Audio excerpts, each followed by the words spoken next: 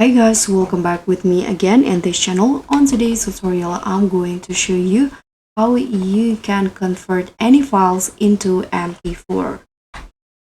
So in here, what you need to do first is open your browser and then go to this address vid.io. You can find it on your browser, and after it's open, you can click on this products, and here under the more sections there will be this video converter. So just tap on that, and here you can click on this convert your file.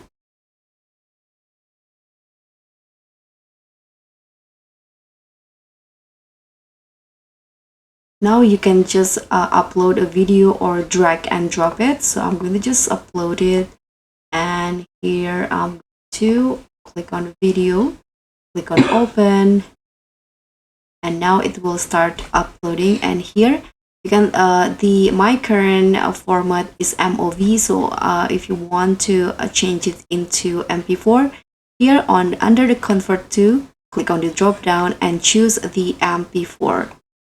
After that, you can click on convert, and now it will converting the file. Just wait until it's done. And after that, you can also edit the videos in here, or you can just directly click on download file to download the MP4. So that's pretty much all. Thank you so much for watching. Don't forget to like, comment, and subscribe. Also click on the thanks. Bye.